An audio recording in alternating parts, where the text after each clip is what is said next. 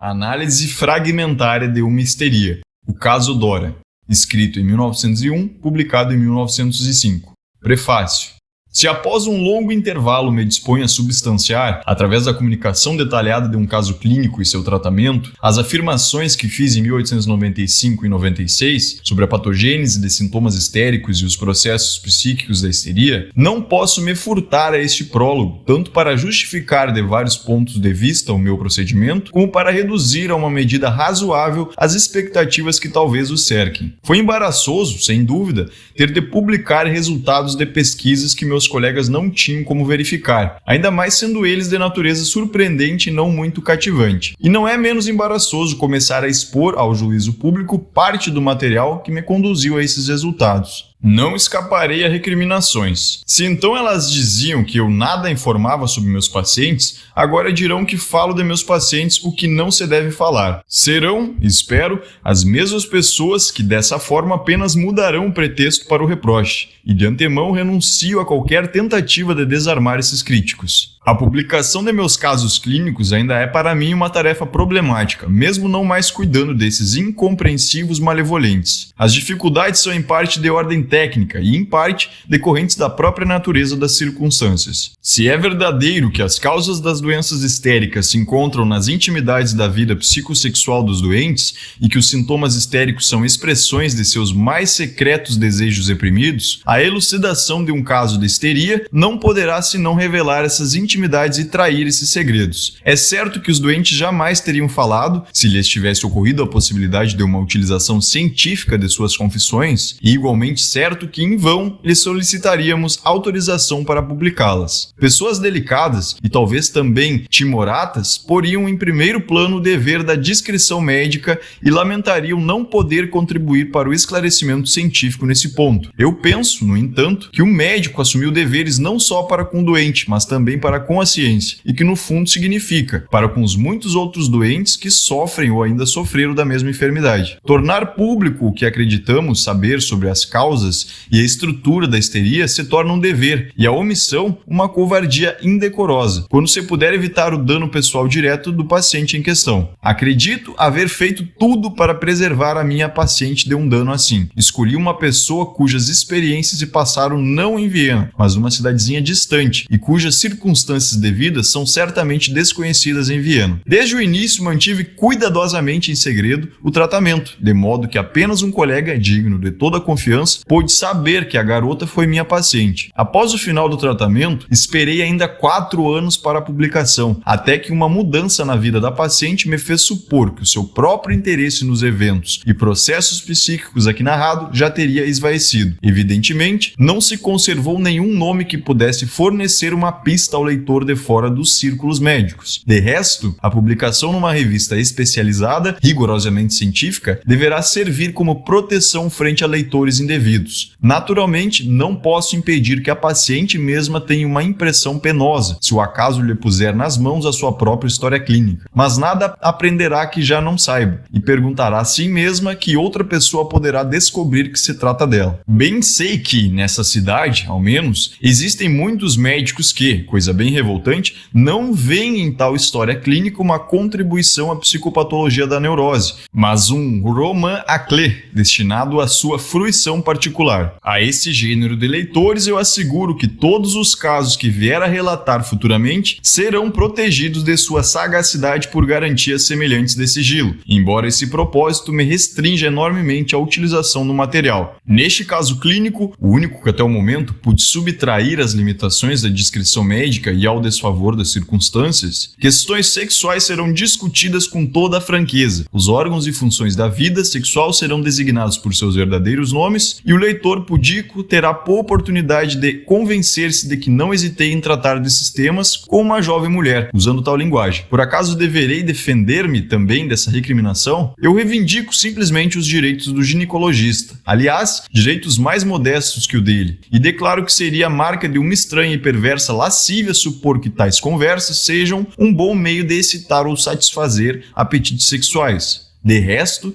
inclino-me a expressar minha opinião a respeito com algumas palavras de outro autor. É lamentável ter que reservar espaço numa obra científica para tais protestos e asseverações, mas não é a mim que se deve recriminar por isso. Culpem o espírito da época, graças ao qual chegamos ao ponto de que nenhum livro sério pode estar seguro de sobreviver. Agora informarei de que modo, nesse caso clínico, venci as dificuldades técnicas para sua comunicação. Elas são consideráveis. Para o médico que diariamente conduz 6 ou até 8 tratamentos psicoterapêuticos assim, e que não pode tomar notas durante a sessão, pois provocaria desconfiança no paciente e perturbaria a si mesmo na apreensão do material que lhe chega. Também não consegui ainda resolver o problema de como registrar para a comunicação posterior um tratamento de longa duração. No caso que segue, 2 fatos vieram em meu auxílio. Primeiro, a duração do tratamento não se estendeu por mais que 3 meses. Segundo, os esclarecimentos se agruparam em torno de 2 sonhos, no meio e no final da terapia, anotados literalmente logo depois da sessão e que forneceram um apoio seguro para a trama de interpretações e lembranças a ele ligadas. A história clínica mesma redigida em memória, após o fim do tratamento, enquanto minha lembrança estava fresca e avivada pelo interesse na publicação. Portanto, o registro não é absolutamente, fonograficamente, fiel, mas pode reivindicar um alto nível de confiabilidade. Nada do que seria essencial foi nele alterado,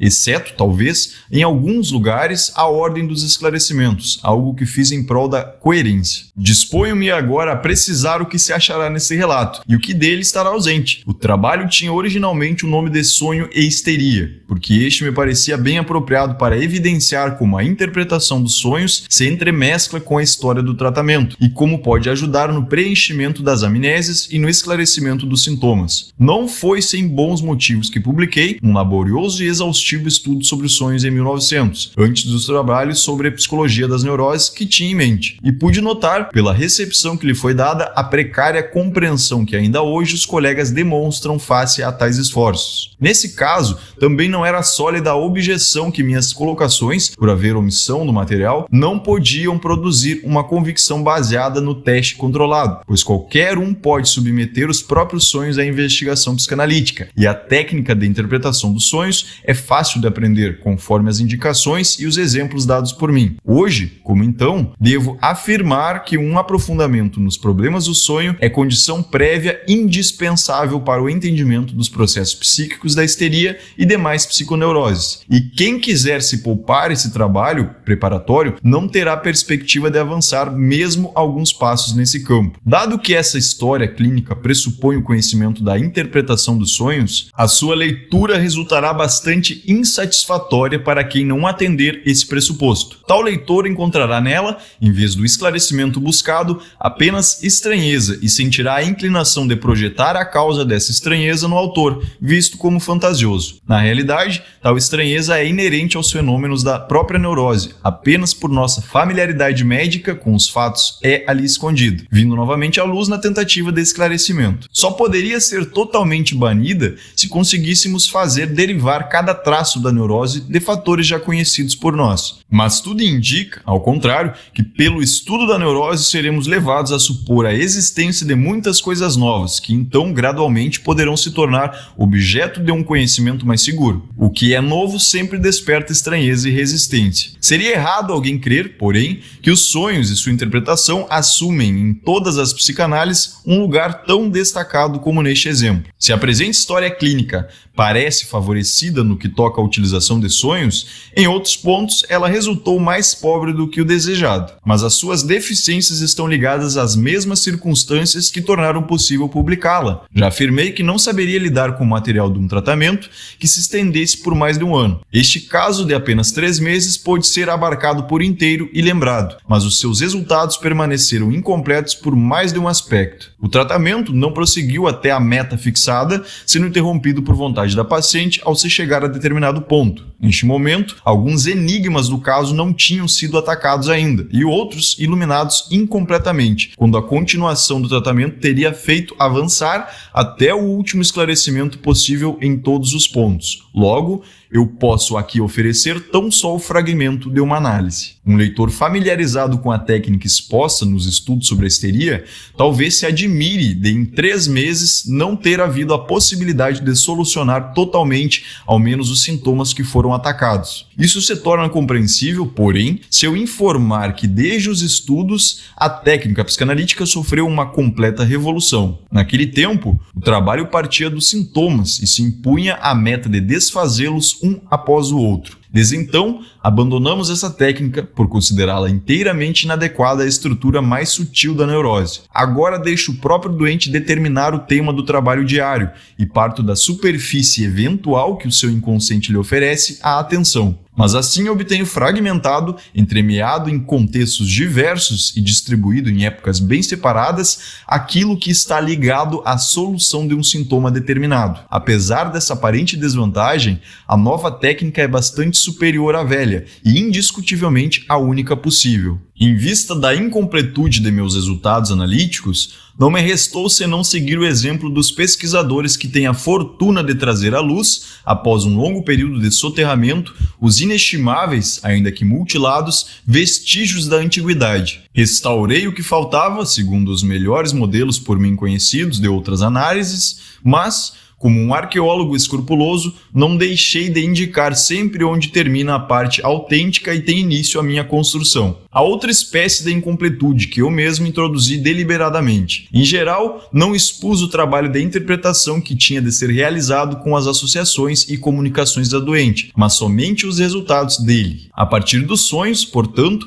a técnica do trabalho analítico é revelada apenas em uns poucos lugares. Interessava-me, nesse caso clínico, mostrar a determinação dos sintomas e a estrutura íntima da neurose. Se ao mesmo tempo buscasse cumprir a outra tarefa, isso produziria apenas uma inextricável confusão. Para fundamentar as regras técnicas, a maioria delas, encontrada empiricamente, seria preciso juntar o material de muitas histórias de tratamento. Não se imagine, porém, que a abreviação acarretada pela omissão da técnica tenha sido particularmente grande nesse caso, pois justamente a parte mais difícil do trabalho técnico não esteve em consideração com a paciente, já que o fator da transferência, do qual se fala no fim da história clínica, não veio à baila durante o breve tratamento. De uma terceira espécie de incompletude, nesse relato, nem a paciente nem o médico têm culpa. É óbvio que uma única história clínica, mesmo que fosse completa e não deixasse lugar a dúvidas, não poderia responder a todas as questões levantadas pelo problema da histeria. Ela não pode dar a conhecer todos os tipos da doença, todas as configurações da estrutura interior da neurose, todas as variedades possíveis de conexão entre o psíquico e o somático existentes na histeria. Não é sensato exigir mais de um caso do que aquilo que ele pode oferecer. E quem até hoje não quis crer na validade geral e sem exceções da etiologia psicossexual da histeria, dificilmente obterá essa convicção tomando conhecimento de uma história clínica, fazendo melhor em adiar seu julgamento até adquirir pelo próprio trabalho o direito à convicção. Parte 1. O quadro clínico. Após haver demonstrado na Interpretação dos Sonhos, publicada em 1900, que os sonhos em geral são interpretáveis e que, uma vez completada a interpretação, eles podem ser substituídos por pensamentos formados impecavelmente, inseríveis em lugar conhecido dentro do contexto psíquico, nas páginas seguintes eu gostaria de fornecer um exemplo da única utilização prática que a arte de interpretar sonhos parece admitir. Já expus em meu livro como vim a lidar com os problemas do sonho. Eles me aparecem no caminho quando eu me empenhava em curar psiconeuroses através de um método particular de psicoterapia, no qual os doentes me relatavam, entre outros acontecimentos de sua vida psíquica, também os sonhos que pareciam requerer inclusão na longa teia de conexões urdida entre o sintoma da doença e a ideia patogênica. Aprendi então como se deve traduzir a linguagem dos sonhos nas formas de expressão da nossa linguagem do pensamento, compreensíveis sem maior ajuda. Tal conhecimento, posso afirmar, é indispensável para o psicanalista, pois o sonho representa um dos caminhos pelos quais pode atingir a consciência o material psíquico que, em virtude da aversão que seu conteúdo provoca, foi bloqueado da consciência, reprimido e assim tornado patogênico. O sonho é, resumidamente, um dos desvios para contornar a repressão, um dos principais meios da chamada forma indireta de representação na psique. Esse fragmento da história do tratamento de uma garota histérica deve ilustrar como a interpretação dos sonhos intervém no trabalho da análise. E também me permitirá defender publicamente, pela primeira vez numa extensão que impeça mal-entendidos, parte de meus pontos de vista a respeito dos processos psíquicos e das precondições orgânicas da histeria. Creio que já não preciso me desculpar pela extensão, tendo-se admitido que as enormes exigências que a histeria faz ao médico e investigador são satisfeitas apenas com o mais dedicado aprofundamento e não com o afetado menosprezo. Pois, não apenas arte e ciência, paciência também se requer. Oferecer primeiramente uma história clínica harmoniosa e sem lacunas significaria colocar o leitor já de início numa situação bem diferente da que foi a do observador médico. O que é informado pelos familiares do doente, no caso pelo pai da garota de 18 anos, proporciona, em geral, um quadro não muito fiel do curso da enfermidade. É certo que depois inicio o tratamento com a solicitação de que o paciente me conte sua história e fale de sua doença, mas o que então venho a saber ainda não basta para me orientar. Esse primeiro relato pode ser comparado a um rio não navegável, cujo leito é, num momento, obstruído por rochedos e, em outro, dividido e tornado raso por bancos de areia. Tenho de assombrar-me com os casos clínicos de histeria tão precisos e fluentes que os autores apresentam. Na realidade, os doentes são incapazes de fornecer tais relatos sobre si mesmos. Podem informar de modo suficiente e coerente sobre esse ou aquele período de sua vida. Mas logo aparece outro período em que suas comunicações se empobrecem, deixando lacunas e enigmas, e ainda outras vezes deparamos com épocas inteiramente obscuras, sem o lume de qualquer informação aproveitável.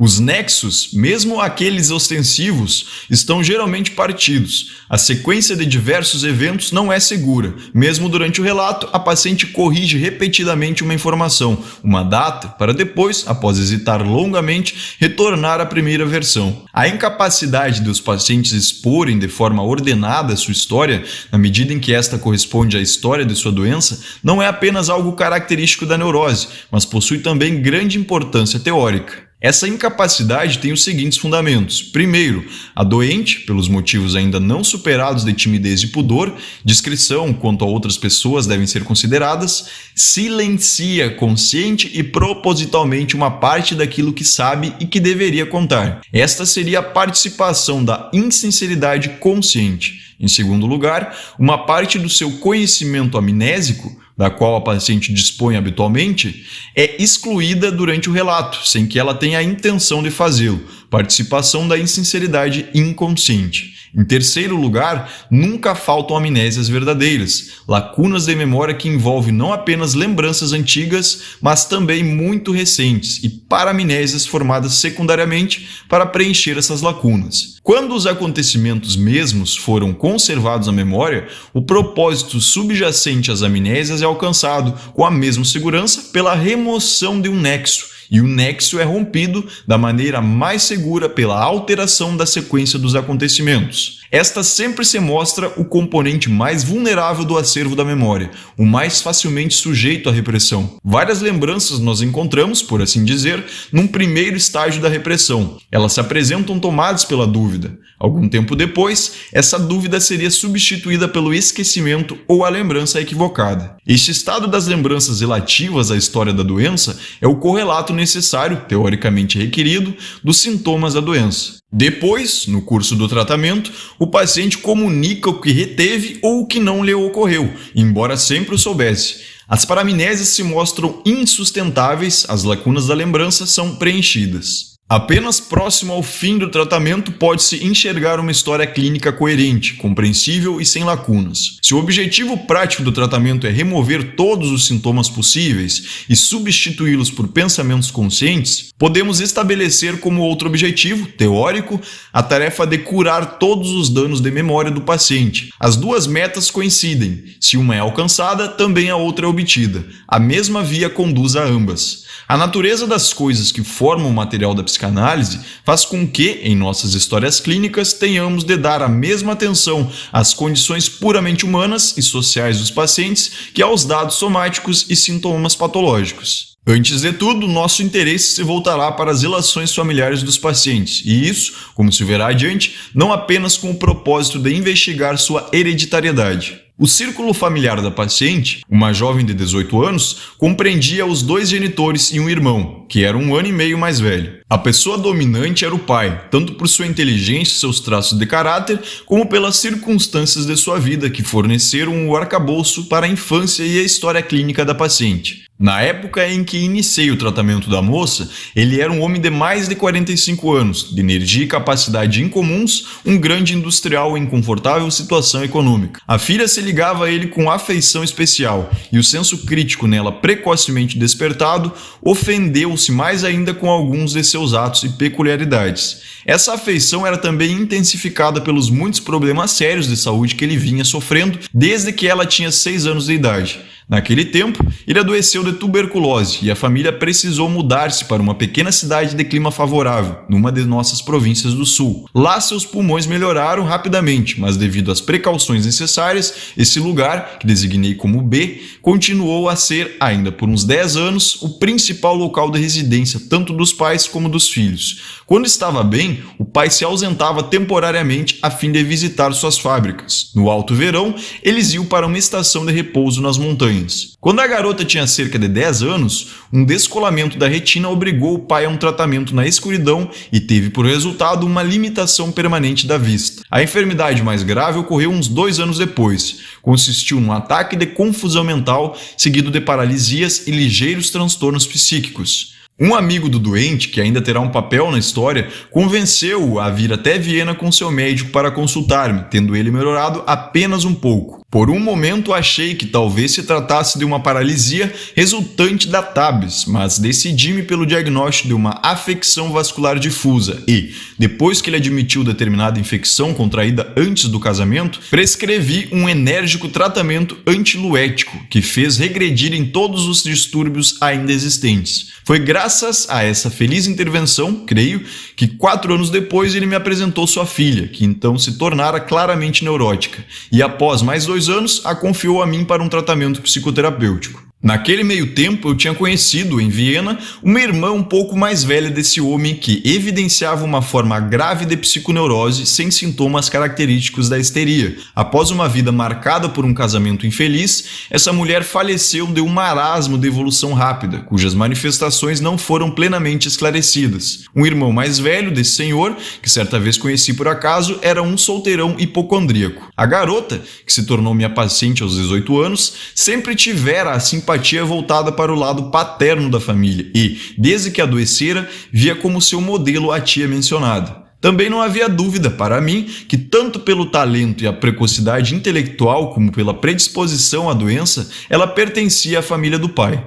A mãe não cheguei a conhecer. Pelo que me disseram, a garota e o pai tive a imagem de uma mulher inculta, mas sobretudo pouco inteligente que, especialmente após a doença do marido e o afastamento que se seguiu, concentrou todos os interesses nos cuidados domésticos, assim apresentando o quadro a que se pode chamar psicose de dona de casa. Sem compreensão pelos interesses mais vivazes dos filhos, ocupava-se o dia inteiro da limpeza e conservação da casa, dos móveis e utensílios, de maneira tal que tornava quase impossível o uso e a fruição dos mesmos. Temos de situar essa condição, da qual frequentemente se acham indícios em donas de casas normais, junto às formas de compulsão à lavagem e ao asseio, mas falta inteiramente a essas mulheres, como a mãe de nossa paciente, o reconhecimento da enfermidade e, assim, uma característica essencial da neurose obsessiva. Havia anos a relação entre mãe e filha era pouco amistosa. A filha não fazia caso da mãe,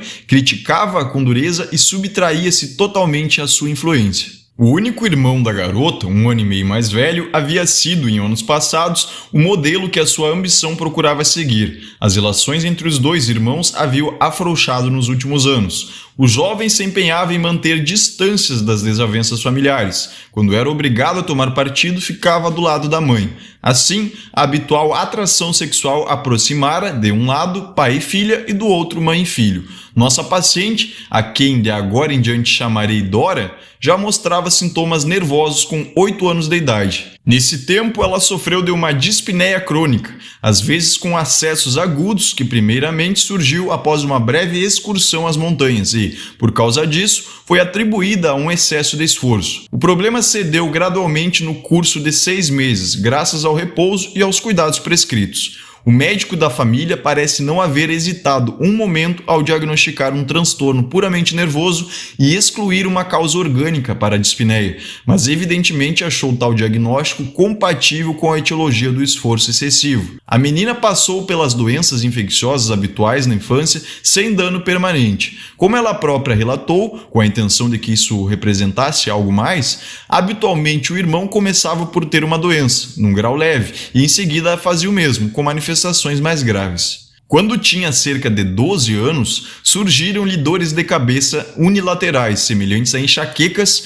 e ataques de tosse nervosa, sempre juntos no início, até que os dois sintomas se separaram e tiveram cursos diferentes. A enxaqueca ficou mais rara e desapareceu aos 16 anos. Os ataques de tosse nervosa, que provavelmente haviam se iniciado com um simples catarro, permaneceram todo o tempo. Quando ela veio a mim para tratamento, tossia de forma característica. Não foi possível precisar o número desses ataques, mas eles duravam de 3 a 5 semanas, até alguns meses, numa ocasião. Na primeira metade de um ataque desses, o sintoma mais importuno, ao menos nos últimos anos, era a completa perda da voz. Havia muito se estabelecer o diagnóstico de que se tratava de uma enfermidade nervosa.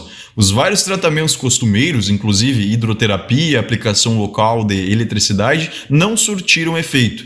Crescendo nessas condições, a menina se tornou uma jovem madura, independente em seus juízos, que se acostumou a zombar dos esforços dos médicos e, afinal, prescindiu do auxílio deles. De resto, ela sempre fora contrária a que se consultasse o médico, embora não sentisse aversão pelo médico da família. Toda sugestão de procurar um novo médico despertava sua resistência e apenas a autoridade do pai a fez vir até mim. Eu a vi pela primeira vez no início de verão, quando ela tinha 16 anos de idade. Ela estava com tosse e rouquidão e já então propus um tratamento psíquico, que não foi feito, pois também esse ataque, que durou mais, acabou espontaneamente. No inverno do ano seguinte, após o falecimento da tia querida, ela se achava em Viena na casa do tio e das primas, quando adoeceu e teve febre, o que foi diagnosticado como apendicite. No outono que se seguiu, como a saúde do pai parecia autorizar essa decisão, a família deixou definitivamente a cidade de B e se mudou para o local onde se situava a fábrica do pai. Pouco menos de um ano depois, passou a morar permanentemente em Viena. Nesse meio tempo, Dora crescera e estava na flor da juventude. Era uma moça de traços inteligentes e agradáveis, mas que causava preocupação aos pais.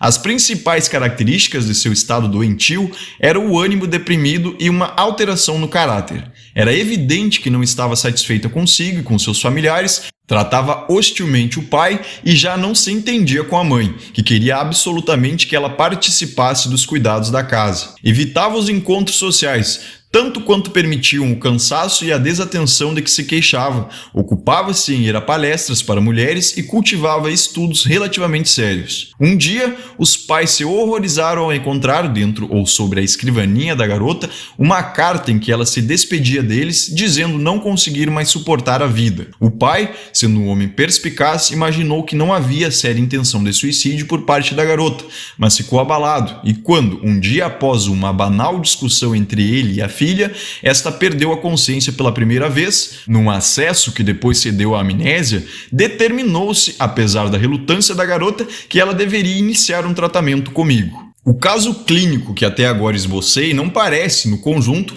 digno de registro. Petite hystérie, com os sintomas somáticos e psíquicos mais comuns. Dispneia, tosse nervosa, afonia, possivelmente enxaquecas, também ânimo deprimido, insociabilidade histérica e um taedium à vitae, provavelmente não muito sincero. Casos de histeria mais interessantes já foram publicados e, com frequência, descritos mais cuidadosamente, pois nada se encontrará nas páginas seguintes sobre estigmas da sensibilidade cutânea, limitação do campo visual, etc. Permito-me somente observar que todas as enumerações de fenômenos raros e espantosos espantosos da histeria não nos fizeram progredir muito no conhecimento dessa enfermidade ainda enigmática. O que nos falta é o esclarecimento dos casos mais comuns e dos sintomas mais frequentes neles.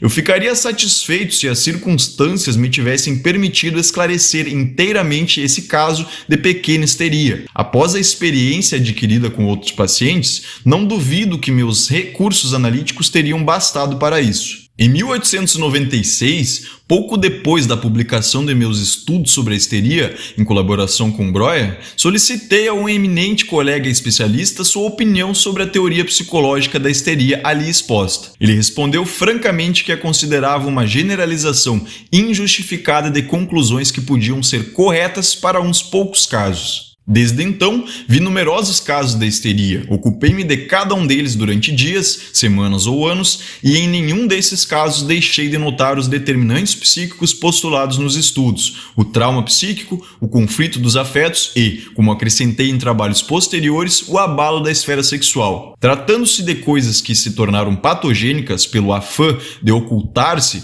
não se deve esperar que os pacientes as entreguem espontaneamente ao médico, nem satisfazer-se com o primeiro não contraposto à investigação. No caso de minha paciente Dora, graças à inteligência do pai, já aqui destacada, não precisei buscar eu mesmo o vínculo entre a enfermidade e a vida, pelo menos quanto à última forma da doença. O pai me informou que ele e sua família, enquanto estavam em B, haviam estabelecido uma amizade íntima com um casal que lá vivia desde vários anos. A senhora K havia cuidado dele em sua longa doença e assim conquistara sua perene gratidão. O senhor K sempre fora muito amável com sua filha Dora, fizera passeios com ela quando estava em B, dera-lhe pequenos presentes, mas ninguém viu algo errado nisso. Dora cuidara bastante dos 2 filhos pequenos do casal K, fora quase uma mãe para eles. Quando o pai e a filha me procuraram há 2 anos, no verão, iam justamente viajar para ter com o casal K, que passava o verão em um dos nossos lagos nos Alpes. Dora permaneceria várias semanas com os K. O pai voltaria após alguns dias. O Sr. K estava presente naqueles dias. Quando o pai se preparava para a viagem de volta,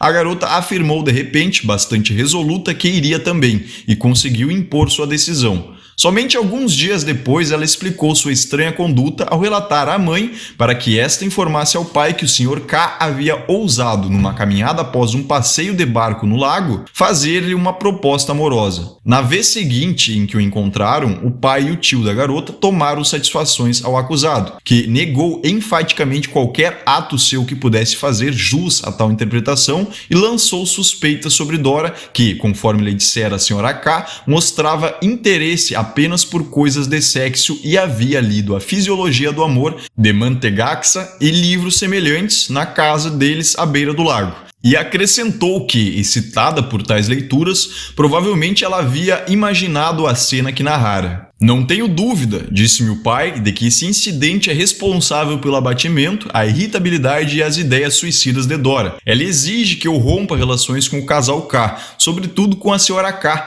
que antes ela venerava. Mas não posso fazer isso, pois também acho que a história de Dora sobre a sugestão imoral dele é uma fantasia que a dominou. Além disso, uma sincera amizade me liga à senhora K e eu não quero magoá-la. A pobre mulher é muito infeliz com o marido, do qual, aliás, não tenho uma opinião muito boa. Também ela sofreu muito dos nervos e eu sou o seu único esteio. Com meu estado de saúde, creio que não preciso lhe assegurar que não há nada ilícito por trás dessa relação. Somos 2 infelizes que, tanto quanto possível, confortam-se mutuamente pela amizade. O senhor sabe que eu nada tenho com minha mulher, mas Dora, que herdou minha obstinação, não abandona o ódio ao casal K. O último ataque que teve foi após uma conversa em que novamente me fez a exigência de não vê-los mais. Por favor, tente fazê-la mais sensata. Não harmonizava plenamente com essas afirmações o fato de que o pai, em outras ocasiões, havia buscado atribuir a maior culpa pela natureza insuportável da filha à mãe, que infernizava todos em casa com suas idiosincrasias.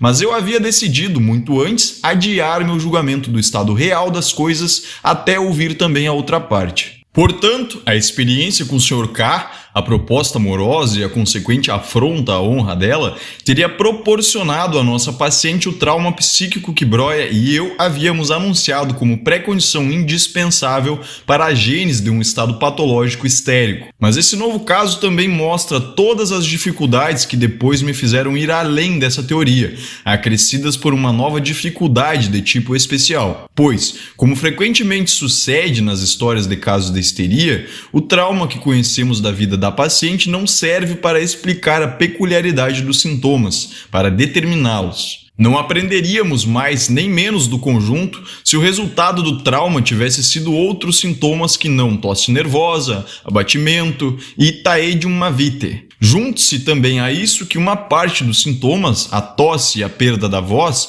já tinha sido produzida pela doente anos antes do trauma e que suas primeiras manifestações remontavam à infância, quando ela tinha 8 anos de idade. Portanto, se não quisermos abandonar a teoria do trauma, teremos de retroceder à infância a fim de lá procurar influências ou impressões que ajam de forma análoga a um trauma. E é muito digno de nota que também a investigação de casos em que os primeiros sintomas não apareceram já na infância me levou a seguir a história da vida até os primeiros anos da infância. Depois que as primeiras dificuldades do tratamento haviam sido superadas, Dora me comunicou uma vivência anterior com o Sr. K, vivência que se prestava ainda mais a agir como trauma sexual. Ela tinha 14 anos na época, o Sr. K havia combinado com ela e sua esposa que elas iriam encontrá-lo em sua loja, na praça principal de B, para dali assistirem a uma festa religiosa. Mas ele induziu a esposa a permanecer em casa, dispensou os empregados e se achava só quando a menina chegou à loja. Quando se aproximava o momento da procissão,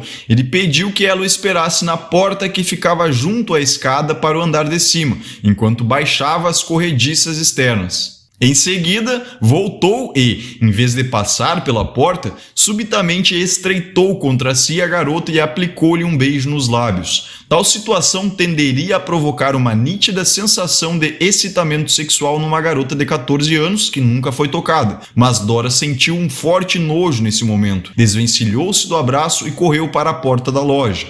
Apesar disso, continuou a ver o Sr. K. Nenhum dos dois fez menção dessa breve cena, e ela a teria conservado como um segredo até confessá-la no tratamento. Por algum tempo, em seguida, ela evitou ocasiões em que estaria só com o Sr. K. O casal K havia programado uma excursão de alguns dias, na qual também Dora tomaria parte. Após o beijo na loja, ela recusou a participação sem fornecer motivos. Nesta cena, a segunda mencionada, mas a primeira no tempo, o comportamento da garota de 14 anos já é completamente histérico. Toda pessoa que, numa ocasião para excitação sexual, tem sobretudo ou exclusivamente sensações desprazerosas, eu não hesitaria em considerar histérica, seja ela capaz de produzir sintomas somáticos ou não. Explicar o mecanismo dessa inversão de afeto é uma das tarefas mais importantes e, ao mesmo tempo, mais difíceis da psicologia das neuroses. Eu próprio julgo ainda faltar uma boa parte do caminho para alcançar essa meta, mas nos limites desse trabalho também só poderei apresentar uma parcela do que sei. Enfatizar a inversão de afeto ainda não basta para caracterizar o caso de nossa paciente Dora. É preciso também dizer que houve um deslocamento da sensação. Em vez da sublimação genital, que certamente não faltaria numa garota saudável em tais circunstâncias, ocorre nela a sensação desagradável que é própria da mucosa da entrada do canal digestivo, a náusea. Certamente, a estimulação dos lábios pelo beijo influiu nessa localização, mas creio discernir outro fator atuante. A náusea, então sentida por Dora, não se tornou um sintoma permanente. Mesmo na época do tratamento, estava presente só de forma potencial, por assim dizer. Ela comia mal e admitiu alguma aversão à comida. Mas aquela cena havia deixado outra consequência, uma alucinação sensorial que, de vez em quando, reaparecia também durante o seu relato. Ela afirmava ainda sentir, naquele momento, a pressão daquele abraço na parte superior de seu corpo. Conforme certas regras que conheço da formação de sintomas, juntamente com outras peculiaridades da paciente, de outro modo inexplicáveis, por exemplo, ela não queria passar por nenhum homem que estivesse em animada ou afetuosa conversa com uma mulher. Fiz a seguinte reconstrução do que aconteceu naquela cena. Acho que ela sentiu, no abraço impetuoso, não somente o beijo em seus lábios, mas também a pressão do membro ereto contra o seu corpo. Essa percepção, que a chocava, foi eliminada, reprimida na lembrança e substituída pela sensação inócua da pressão sobre o tórax, que recebia da fonte reprimida e a intensidade exagerada. Portanto, um novo deslocamento da parte inferior para a parte superior do corpo. Por outro lado, a compulsão do comportamento se formou como se proviesse da lembrança inalterada. Ela não gostava de passar por nenhum homem que acreditava estar sexualmente excitado, pois não queria ver de novo o sinal somático da excitação. É digno de nota que temos aqui 3 sintomas: o asco, a pressão na parte superior do corpo e o medo de homens conversando animadamente, que procedem de uma única vivência e que apenas a inter-relação desses 3 fenômenos possibilita a compreensão de como se formam os sintomas. O nojo corresponde ao sintoma de repressão na zona erógena dos lábios, viciada pelo hábito infantil de chupar, como veremos. A pressão no membro ereto provavelmente acarretou uma mudança análoga no órgão feminino correspondente, o clitóris,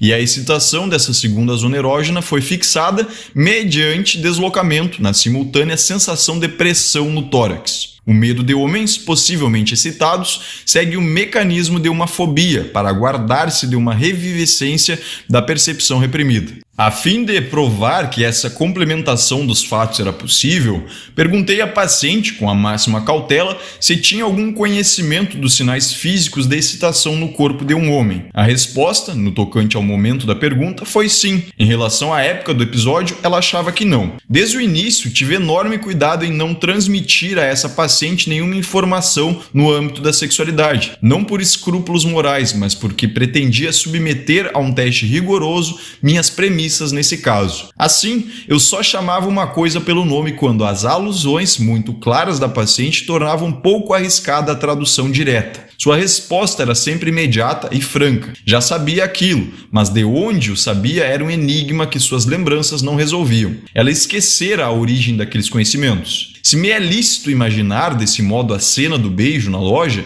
chego à seguinte derivação para o nojo.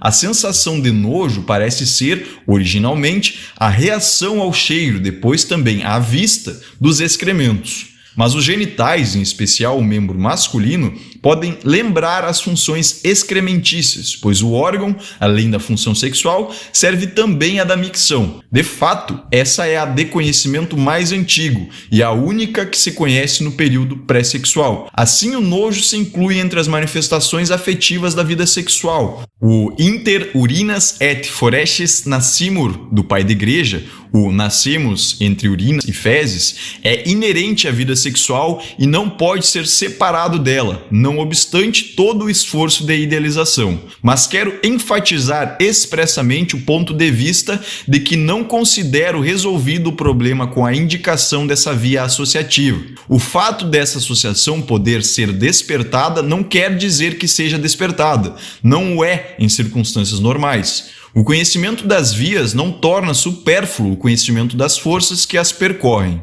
Não me pareceu fácil, além de tudo, dirigir a atenção de minha paciente para os seus laços com o Sr. K. Ela afirmava que nada mais tinha com ele. A camada superior de tudo o que lhe ocorria durante as sessões, o que lhe vinha facilmente à consciência e que ela se lembrava de ter consciência no dia anterior, sempre se relacionava ao pai. Era verdade que ela não podia perdoar o pai haver prosseguido os laços com o Sr. K e, em especial, com a esposa deste. A concepção que tinha desses laços era muito diferente daquela que o pai desejava que se tivesse. Não havia dúvidas para ela de que o pai tinha uma relação amorosa comum com aquela mulher jovem e bela. Nada que pudesse contribuir para reforçar essa tese havia escapado à sua percepção, que nisso era implacavelmente aguda. Aqui não havia lacunas em sua memória. Eles haviam conhecido os K antes da grave doença do pai, mas a amizade se tornou próxima apenas quando, durante essa doença, a jovem senhora se arvorou em cuidadora do enfermo. enquanto a mãe de Dora se manteve longe do seu leito. No primeiro verão após o seu restabelecimento, sucederam coisas que provavelmente abriram os olhos de todos quanto à verdadeira natureza daquela amizade. As duas famílias haviam alugado juntas uma ala de quartos no hotel, e um dia a senhora K declarou que não podia continuar no quarto que até então partilhava com um dos filhos. Poucos dias depois, o pai de Dora abandonou seu quarto e ambos tomaram novos quartos no final do corredor, separados apenas por este, quartos que asseguravam maior tranquilidade que os anteriores. Quando ela, depois, fazia objeções sobre a senhora K, o pai dizia não compreender essa hostilidade, pois seus filhos tinham todos os motivos para serem ingratos à senhora K. Ao se dirigir então à mãe para obter explicação sobre essa frase obscura, esta lhe disse que o pai havia estado tão infeliz naquele tempo que decidira cometer suicídio na floresta, mas a senhora K, suspeitando isso, fora atrás dele e o convencera com suas súplicas a manter-se vivo para os seus. Dora, naturalmente, não acreditou nisso. Segundo ela, os dois foram vistos juntos na floresta e o pai inventou a história do suicídio para justificar o encontro. Após retornarem a B, o pai visitava a senhora K diariamente, em determinadas horas, enquanto o marido estava no trabalho. Todas as pessoas falavam disso e perguntavam sobre isso a Dora, de maneira insinuante. O próprio Sr. K se queixava amargamente à mãe de Dora, mas poupava ela mesma de alusões ao assunto, o que ela parecia ver como tato da parte dele. Nas caminhadas que faziam todos, o pai e a senhora K arranjavam as coisas de modo a andarem juntos. Não havia dúvida de que ela recebia dinheiro dele, pois fazia gastos que não podia se permitir com seus próprios recursos ou os de seu marido. O pai também começou a lhe dar presentes caros. Para escondê-los, tornou-se especialmente generoso com a esposa e com ela mesma, Dora. E aquela senhora até então doentia, que inclusive tivera de permanecer num sanatório para doenças nervosas durante meses, porque não conseguia andar, ficou saudável e plena de vida. Mesmo após terem deixado B, a relação que já tinha vários anos prosseguiu, pois de quando em quando o pai dizia que não tolerava o clima inóspito, que devia fazer algo por sua saúde, e começava a tossir e lamentar-se, até que partia subitamente para B, de onde escrevia as cartas mais alegres. Todas aquelas doenças eram pretexto para visitar sua amiga. Um dia, Dora soube que iriam se mudar para Viena e começou a suspeitar de algum nexo oculto. De fato, nem 3 semanas após chegarem a Viena, ouviu dizer que também os K haviam se transferido para a cidade. Achavam-se aqui, naquele momento, e ela frequentemente encontrava o pai na rua com a senhora K. Também o Sr. K ela via com frequência na rua, e ele sempre a acompanhava com os olhos. E quando a encontrou sozinha, certa vez, ele a seguiu por um longo trecho para se certificar de aonde ela ia, e se não tinha um encontro amoroso. O pai era insincero, tinha um quê de falsidade no caráter, pensava apenas em sua própria satisfação e possuía o dom de ajustar as coisas para sua conveniência. Comecei a ouvir essas críticas principalmente nos dias em que o pai sentiu seu estado piorar de novo e partiu para B por algumas semanas. E Dora, sempre perspicaz, descobriu que também a senhora K saíra da cidade com o mesmo destino a fim de visitar seus parentes. De modo geral, eu não podia contestar essa caracterização do Sr. K, e também não era difícil ver em que objeção específica Dora tinha razão. Quando estava amargurada, vinha-lhe a ideia de que fora deixada ao Sr. K como prêmio por tolerar as relações entre seu pai e a mulher dele, e podia-se imaginar, por trás da afeição pelo pai, a raiva por esse uso que dela faziam. Em outros momentos, devia saber que era culpada de exagero por pensar assim. Os dois homens, naturalmente, jamais fizeram um acordo formal em que ela fosse tratada como objeto de troca. Seu pai, sobretudo, teria se indignado com tal pretensão. Mas ele era um desses homens que sabem atenuar um conflito falseando o próprio juízo sobre uma das alternativas que se opõe. Se alguém lhe chamasse atenção para a possibilidade de uma adolescente correr perigo no trato constante e não vigiado com um homem insatisfeito com a própria mulher, ele certamente responderia que confiava na filha e que seu amigo seria incapaz de abrigar tais intenções. Ou que Dora ainda era uma criança, sendo tratada como uma criança por K. Na realidade, chegou-se a uma situação em que cada um dos dois homens evitava tirar do comportamento do outro a conclusão que era inoportuna para os seus próprios desejos. Por todo um ano, quando estava na cidade, o Sr. K pôde enviar flores a Dora diariamente, aproveitar toda a ocasião para lhe dar presentes caros e passar todo o tempo livre na companhia dela, sem que os pais da garota enxergassem nessa conduta um cortejo amoroso. Quando no tratamento psicanalítico surge uma série de pensamentos corretamente fundamentada e irrepreensível, pode haver um momento de embaraço para o médico que o paciente aproveita para perguntar: isso tudo é verdadeiro e certo, não é? O que você mudaria no que lhe falei? Mas logo se percebe que tais pensamentos inatacáveis pela análise foram usados pelo paciente para esconder outros, que querem se furtar à crítica e à consciência. Uma série de recriminações a outras pessoas leva a suspeitar de uma série de autorrecriminações com o mesmo teor. É preciso apenas fazer cada recriminação retroceder à própria pessoa que a exprimiu. Algo indiscutivelmente automático nessa forma de se defender de uma autorrecriminação, dirigindo a mesma recriminação a outra pessoa. Seu modelo está nas réplicas das crianças, que imediatamente respondem: você é um mentiroso, quando alguém as acusa de haver mentido. Na intenção de revidar um xingamento, o adulto buscaria algum verdadeiro ponto fraco do adversário, não daria valor à repetição do mesmo conteúdo. Na paranoia, essa projeção da recriminação em outra pessoa, sem alteração do conteúdo e, portanto, sem apoio na realidade, manifesta-se como processo de formação do delírio. Também as recriminações de Dora ao pai tinham um forro, um enchimento do mesmo conteúdo, como mostrarei especificamente. Ela estava certa em pensar que o pai não queria ter clareza sobre a conduta do Sr. K para com ela, a fim de não ver perturbada sua relação com a Sra. K, mas ela própria fizera o mesmo. Ela se tornara cúmplice dessa relação e rejeitara todos os indícios de sua verdadeira natureza. Apenas depois da aventura no lago ela enxergou claramente e fez severas exigências do pai. Nos anos anteriores, ela favorecera a relação do pai com a Sra. K de toda maneira possível.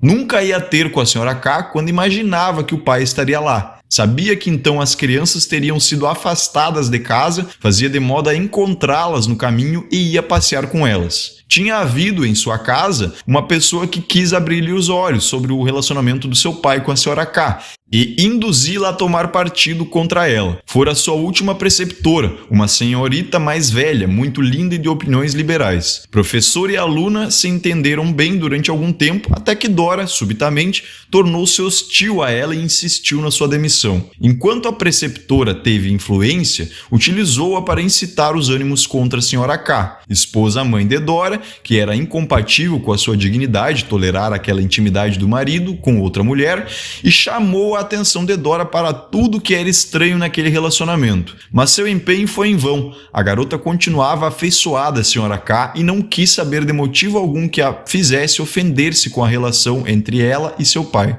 Por outro lado, dava-se conta das razões que moviam sua preceptora. Cega por um lado, era bastante perspicaz pelo outro. Notou que a senhorita era apaixonada por seu pai. Quando ele estava presente, ela parecia outra pessoa, podia ser divertida e solícita. No tempo em que a família viveu na cidade onde se localizava a fábrica e a Sra. K, esteve fora do horizonte familiar. Ela voltou sua hostilidade contra a mãe de Dora, a rival de então. Mas nada disso a garota levou a mal. Aborreceu-se apenas ao notar que ela própria nada significava para a preceptora, que o amor que esta lhe demonstrava se dirigia ao seu pai, na verdade. Enquanto o pai estava ausente da cidade, a senhorita não tinha tempo para ela, não queria passear, não se interessavam por seus trabalhos. Assim que o pai retornava de B, mostrava-se novamente disposta para todo serviço e toda ajuda. Então Dora se livrou dela. A pobre mulher lhe fizera ver, com uma clareza não desejada, um aspecto de seu próprio comportamento. O que a preceptora às vezes havia sido para Dora, esta havia sido para os filhos do Sr. K. Fizera de mãe para eles, instruíra-os, saíra com eles para passear, compensara totalmente o pouco interesse que a própria mãe mostrava por eles. O senhor e a Sra. K haviam falado frequentemente em separação. Esta não aconteceu, pois o Sr. K, sendo um pai afetuoso, não queria abandonar os dois filhos. O interesse comum pelas crianças havia sido, desde o começo, um traço de união do relacionamento entre Sr. K e Dora. Evidentemente, ocupar-se das crianças era, para Dora, uma capa que devia ocultar alguma outra coisa de si própria e das demais pessoas. Seu comportamento para com as crianças, visto à luz do comportamento da preceptora para com ela, leva à mesma conclusão que sua tácita aquiescência às relações do pai com a senhora K, ou seja, que em todos aqueles anos ela estivera apaixonada pelo Sr. K. Quando lhe expus essa conclusão, não houve concordância por parte dela. Relatou, é verdade, que também outras pessoas, como uma prima que passara algum tempo em B, lhe haviam dito: "Você é louca por esse homem." Mas ela própria não podia se lembrar de sentimentos assim. Depois, quando a abundância do material novo dificultava sua negação, ela admitiu que em B podia estar enamorada do Sr. K, mas desde a cena junto ao lago isso havia acabado. De toda forma, era certo que a recriminação que fazia ao pai de haver ignorado obrigações indiscutíveis e ter visto as coisas de um modo conveniente à sua própria paixão recaía sobre ela mesma. A outra recriminação de que as doenças do pai eram pretextos de que se servia também corresponde a uma parte da história oculta de Dora. Um dia ela se queixou de um sintoma supostamente novo, dores agudas no estômago. Quando lhe perguntei: "Quem você está imitando com isso?", atingiu o alvo. No dia anterior, ela visitara suas primas, as filhas da tia falecida. A mais jovem tinha ficado noiva e com isso a mais velha passou a ter dores de estômago e ia ser enviada para o Semerry. Dora achava que era apenas inveja. A mais velha sempre ficava doente quando queria obter algo e desejava então afastar-se de casa para não presenciar a felicidade da mais nova. Mas suas próprias dores de estômago exprimiam que ela se identificava com a prima tida como simuladora, seja porque igualmente invejava a prima mais feliz por seu amor, seja porque via sua própria história refletida naquela da irmã mais velha, que pouco antes tivera um caso amoroso que terminou de forma infeliz. Ela já havia notado, observando a Sra. K, como podem ser úteis as doenças. O Sr. K passava uma parte do ano em viagens. Tão logo voltava, encontrava doente a esposa, que no dia anterior, como sabia Dora, ainda estava bem. Ela entendeu que a presença do marido tornava doente a mulher e que a doença era bem-vinda para esta, permitia-lhe subtrair-se aos odiados deveres conjugais. Uma observação que fez subitamente, nesse ponto, sobre sua própria alternância entre doença e saúde nos primeiros anos passados em B, levou-me a suspeitar que também seus estados de saúde deviam ser considerados dependentes de algo mais, como os da Sra. K. Temos como regra, na técnica psicanalítica, que um nexo interior, porém ainda oculto, manifesta-se pela contiguidade, pela proximidade temporal das associações. Do mesmo modo que na escrita, quando após A é colocado B, deve-se formar a sílaba AB. Dora havia tido inúmeros acessos de tosse acompanhados de perda de voz. A presença ou ausência do homem que amava teria alguma influência nesse ir e vir dos sintomas? Se era assim, em algum ponto se pudera evidenciar uma concordância reveladora. Perguntei qual havia sido a duração média desses ataques, de 3 a 6 semanas aproximadamente. Quanto tempo havia durado as ausências do Sr. K? Também de 3 a 6 semanas, ela admitiu. Portanto, com sua doença ela demonstrava seu amor por K, tal como a esposa mostrava sua aversão. Era lícito supor que ela se comportara de modo inverso à Sra. K, que estivera doente quando ele estava ausente e saudável quando ele havia retornado. E assim parecia realmente ser, ao menos no primeiro período dos ataques. Em épocas posteriores, houve provavelmente a necessidade de apagar a coincidência entre o ataque da doença e a ausência do homem secretamente amado, para que o segredo não fosse traído pela repetição.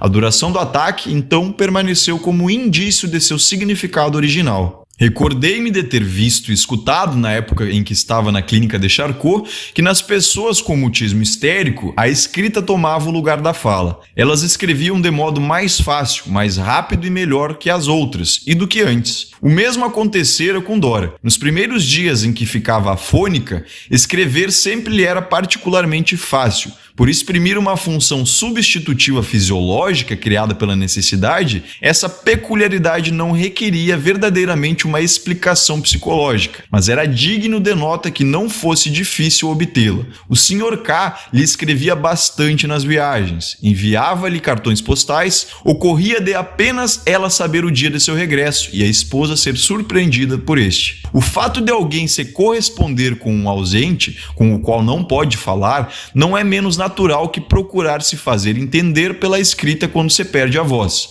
Portanto, a afonia de Dora permitiu a seguinte interpretação simbólica. Quando o homem amado estava longe, ela abandonava a fala. Esta não tinha valor, pois ela não podia falar com ele.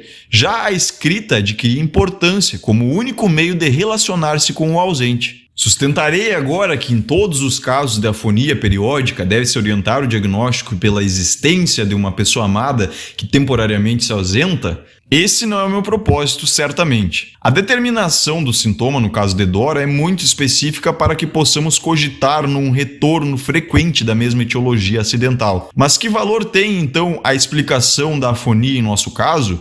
Será que nos deixamos enganar por um jogo do pensamento? Não creio. Nisso devemos lembrar a questão, frequentemente colocada, de se os sintomas da histeria são de ordem psíquica ou somática, ou se, admitindo-se a primeira, todos têm de ser psiquicamente determinados. Essa questão, como tantas outras que os pesquisadores procuram em vão responder, não é adequada. O estado real das coisas não se encontra na alternativa que ela propõe. Pelo que posso ver, todo sintoma histérico requer a contribuição dos dois lados. Ele não pode ser produzido sem alguma complacência somática que é proporcionada por um evento normal ou patológico num órgão ou ligado a ele. Não se produz mais que uma vez, e a capacidade de se repetir é da natureza do sintoma histérico, se não tem uma significação psíquica, um sentido.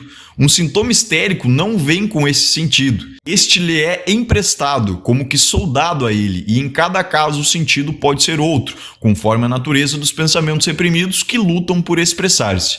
No entanto, uma série de fatores tende a fazer com que as relações entre os pensamentos inconscientes e os processos somáticos de que estes dispõem como meios de expressão sejam menos arbitrárias e se aproximem de algumas combinações típicas. Para a terapia, os determinantes de maior peso são aqueles dados no material psíquico acidental. Desfazemos os sintomas ao pesquisar sua significação psíquica. Tendo removido o que pode ser eliminado mediante psicanálise, podemos formar todo tipo de ideias, provavelmente acertadas, sobre a base somática dos sintomas, que é, via de regra, constitucional orgânica. Também quanto aos ataques de tosse e afonia de Dora, não nos limitaremos à interpretação psicanalítica, mas indicaremos o fator somático por trás deles, do qual provinha a complacência somática para que se exprimisse a inclinação pelo homem amado temporariamente ausente. E se, nesse caso, o vínculo entre expressão sintomática e conteúdo mental inconsciente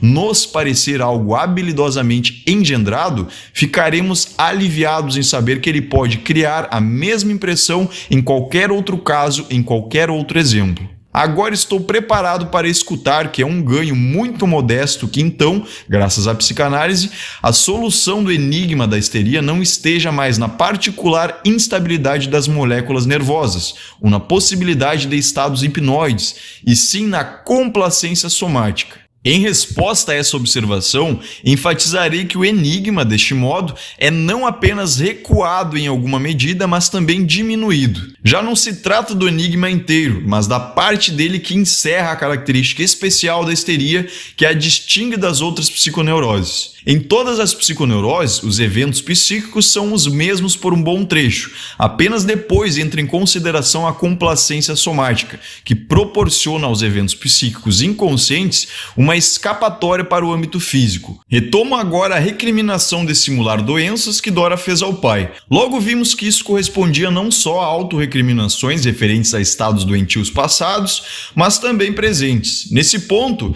geralmente é a tarefa do médico adivinhar e completar o que a análise lhe fornece apenas de forma alusiva. Tive de fazer a paciente notar que sua enfermidade presente era motivada e tendenciosa como a da senhora K, que ela compreendera bem. Não havia dúvida, disse-lhe, de que ela tinha um propósito que esperava alcançar com a doença. Tal propósito só podia ser afastar o pai da senhora K. Ela então não conseguia fazê-lo com solicitações e argumentos, talvez esperasse ter êxito assustando o pai com a carta de despedida ou despertando sua compaixão com os desmaios, e se nada disso ajudasse, pelo menos se vingaria dele. Ela bem sabia, continuei, o quanto ele se ligava a ela e que sempre lhe vinha lágrimas aos olhos quando lhe perguntava sobre o estado de sua filha. Eu tinha plena convicção, falei, de que ela ficaria imediatamente boa se o pai lhe declarasse que sacrificava a senhora K por sua saúde. Mas esperava que ele não se deixasse levar a isso, pois então ela descobriria a arma que tinha em mãos e não hesitaria em se utilizar da possibilidade de adoecer novamente em toda ocasião futura.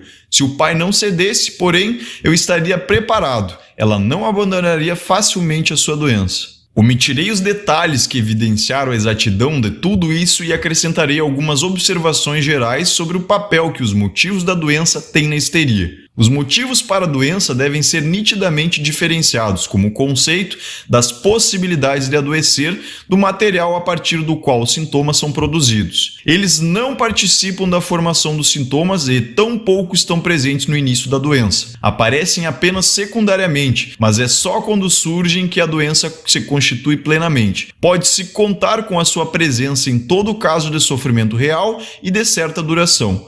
Primeiramente, o sintoma não é um hóspede bem-vindo na vida psíquica. Tem tudo contra ele e, por isso, desaparece facilmente por si mesmo, por influência do tempo, segundo as aparências. No princípio, não tem utilidade na casa da psique, mas muitas vezes chega a encontrar uma secundariamente. Alguma corrente psíquica acha cômodo servir-se do sintoma e, desse modo, ele obtém uma função secundária e permanece como que ancorado na psique. Quem deseja curar o doente depara surpreso com uma grande resistência que lhe mostra que a intervenção de livrar-se do sofrimento não é realmente séria. Imagine-se um trabalhador, alguém que faz e conserta telhados, digamos que levou uma queda e ficou aleijado, e agora passa a vida a mendigar nas esquinas. Um fazedor de milagres o aborda e lhe promete restaurar completamente a perna. Creio que não devemos esperar uma expressão de enorme felicidade no seu rosto. Claro que ele se sentiu extremamente infeliz quando se machucou,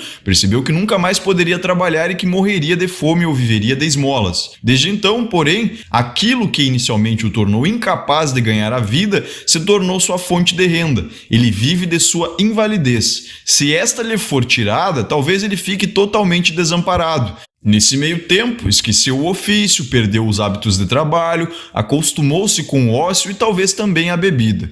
Com frequência, os motivos para adoecer já começam a estar ativos na infância. A menina ávida de amor, que de mau grado compartilha a afeição dos pais com os irmãos, nota que essa afeição se volta inteiramente para ela quando adoece e causa preocupação aos pais. Descobre um meio de atrair o amor dos pais e recorre a ele tão logo tem à disposição um material psíquico para produzir a doença. Depois, quando a menina se tornou mulher e, em total contradição com as exigências de sua infância, acha-se casado com um homem sem consideração, que reprime sua vontade, aproveita-se impiedosamente de sua capacidade de trabalho e não lhe dedica afeição, nem lhe cobre nenhuma despesa, então a doença se torna sua única arma para afirmar-se na vida. Proporciona-lhe a ansiada indulgência, obriga o marido a fazer sacrifícios de dinheiro e de atenção que não teria feito se ela gozasse de saúde e força-o a tratá-la cuidadosamente caso ela se cure, pois senão haverá uma recaída. O caráter aparentemente objetivo e involuntário da doença, garantido também pelo médico que a trata, possibilita a essa mulher utilizar oportunamente, sem recriminações conscientes, um recurso que achou eficaz durante a infância. E, no entanto, essa doença é uma obra intencional. Esses estados patológicos são geralmente dirigidos a determinada pessoa, de modo que desaparecem quando esta se afasta. O juízo cru e banal sobre os distúrbios dos histéricos, que podemos ouvir de parentes incultos e de cuidadores, é correto em determinado sentido. É verdade que uma mulher acamada, paralisada, saltaria do leito se irrompesse um incêndio no quarto, que uma esposa amimalhada esqueceria o sofrimento se um filho adoecesse gravemente ou uma catástrofe ameaçasse a família. Todos os que assim falam dos doentes têm razão, exceto num ponto: eles negligenciam a distinção psicológica entre consciente e inconsciente, o que talvez se permita no caso de uma criança, mas num adulto não é mais possível. Por isso, de nada adiantam as asseverações de que é tudo questão de vontade e os encorajamentos e invectivas aos doentes. É preciso antes tentar convencê-los, pela via indireta da análise, da existência de sua intenção de estar doente. É no combate aos motivos da doença que reside, de modo geral, a fraqueza de toda a terapia da histeria, também da psicanalítica. As vicissitudes do paciente têm as coisas facilitadas nesse ponto. Não precisam atacar a constituição nem o material patogênico. Eliminam um motivo para estar doente e ele se acha temporariamente, talvez até duradouramente, livre da doença. Como seria menor o número de curas milagrosas e desaparecimentos espontâneos de sintomas que nós, médicos, teríamos de aceitar em caso de histeria, se pudéssemos conhecer mais os interesses vitais dos pacientes que nos são ocultados. Um certo prazo pode haver expirado ou se deixou de considerar uma outra pessoa, ou uma situação foi transformada fundamentalmente por um evento exterior e o distúrbio, até então persistente, foi removido de chofre, aparentemente de forma espontânea. Na verdade, porque lhe foi retirado o motivo mais forte, uma de suas utilizações na vida da pessoa. Provavelmente se encontrarão motivos que sustentam a condição enferma em todos os casos bem desenvolvidos, mas existem casos com motivos puramente internos, como por exemplo a autopunição, ou seja, arrependimento e penitência. Neles a tarefa terapêutica será desenvolvida mais facilmente do que quando a doença está vinculada à obtenção de uma meta exterior. Para Dora, a meta era claramente comover o pai e afastá-lo da senhora K. Ela ficava fora de si com a ideia de que teria imaginado aquilo. Por um bom tempo tive dificuldade para descobrir que a autorrecriminação se escondia atrás de seu apaixonado repúdio a essa explicação. Era razoável supor algo oculto ali, pois uma recriminação injustificada não ofende de forma duradoura. Por outro lado, cheguei à conclusão de que o relato de Dora devia corresponder plenamente à verdade. Após compreender a intenção do Sr. K, ela não o deixou terminar de falar, deu-lhe um tapa no rosto e saiu correndo. Sua conduta deve ter parecido tão incompreensível àquele homem como a nós, pois ele certamente havia concluído, a partir de muitos pequenos sinais, que era dono do afeto da garota. Na discussão do segundo sonho, encontraremos tanto a solução desse enigma como a autorrecriminação, que inicialmente procuramos em vão. As queixas contra o pai se repetindo com fastidiosa monotonia e a tosse continuando, tive de pensar que esse sintoma podia ter um sentido relacionado ao pai. De toda forma, estavam longe de serem satisfeitos os requisitos que costumo exigir de uma explicação de sintoma. Segundo uma regra que sempre vi confirmada, mas ainda não tive a coragem de elevar a um princípio geral, um sintoma significa a representação, realização, de uma fantasia com conteúdo sexual, isto é, uma situação sexual. Melhor dizendo, pelo menos um dos significados de um sintoma corresponde à representação de uma fantasia sexual, ao passo que não existe essa limitação do teor para os outros significados. O fato de um sintoma possuir mais de um significado, de servir para representar simultaneamente vários cursos de pensamentos inconscientes, é algo que logo descobriremos no trabalho psicanalítico. Quero ainda acrescentar que, na minha avaliação, dificilmente um só curso de pensamento ou fantasia inconsciente bastará para produzir um sintoma. Logo se apresentou a oportunidade de interpretar a tosse nervosa dessa maneira, mediante uma situação sexual fantasiada. Quando ela, mais uma vez, afirmou que a senhora K amava seu pai somente porque ele era um homem de recursos, notei por alguns detalhes de seu modo de expressão, que aqui omito, como a maioria dos aspectos técnicos do trabalho da análise, que atrás da afirmação se escondia o seu oposto, que o pai era um homem sem recursos. Isso só podia ser entendido sexualmente, ou seja, o pai era, como homem, sem recursos, impotente. Depois que Dora confirmou essa interpretação a partir do conhecimento consciente, apontei-lhe a contradição em que ela caía quando, por um lado, insistia em que a relação do pai com a senhora K era um caso amoroso comum e, por outro lado, dizia que o pai era impotente, ou seja, incapaz de manter esse relacionamento. Sua resposta mostrou que ela não precisava reconhecer a contradição. Ela bem sabia, disse, que há mais de uma forma de satisfação sexual. A fonte desse conhecimento era capaz de indicar. Quando perguntei se estava se referindo ao uso de outros órgãos além dos genitais no intercurso sexual, ela respondeu que sim, e eu prossegui dizendo que ela estava pensando naquelas partes do corpo que nela se achavam irritadas, garganta, cavidade da boca. É certo que não queria saber tanto dos próprios pensamentos, mas também não podia ter completa clareza quanto a isso, para que o sintoma fosse possível. Era inevitável, no entanto, concluir que com sua tosse espasmódica, que, como de hábito, respondia ao estímulo de uma cócega na garganta, ela imaginava uma situação de satisfação sexual pela boca, entre as duas pessoas cuja relação amorosa a ocupava incessantemente. O fato de a tosse desaparecer logo depois dela admitir tacitamente essa explicação se harmonizava bem com minha concepção, mas não quisemos dar muito peso a essa transformação, pois ela já havia ocorrido frequentemente de forma espontânea. Se essa parte da análise despertou estranhamento e horror no leitor de formação médica, além da incredulidade a que tem direito, disponho-me agora a examinar essas duas reações para ver até que ponto se justificam. O estranhamento acredito ser motivado pela ousadia de eu falar de coisas tão delicadas e medonhas com uma jovem, ou, de modo geral, com uma mulher. O horror deve se ligar à possibilidade de uma garota inocente tomar conhecimento dessas práticas e ocupar-se delas na imaginação. Nos dois aspectos eu recomendaria moderação e ponderação. Em nenhum deles há motivo para se indignar. Pode-se falar de temas sexuais com garotas e mulheres sem prejudicá-las, nem criar suspeitas, quando, primeiramente, se adota certa maneira de fazê-lo e, em segundo lugar, quando se desperta nelas a convicção de que isso é necessário. Respeitando as mesmas condições, um ginecologista pode fazê-las desnudar-se completamente. A melhor maneira de falar das coisas é aquela seca e direta, ao mesmo tempo, é a mais distante da lascívia com que os mesmos temas são tratados na sociedade, com a qual garotas e mulheres estão muito acostumadas. Dou a órgãos e processos os nomes técnicos e os informo os nomes quando elas não o sabem.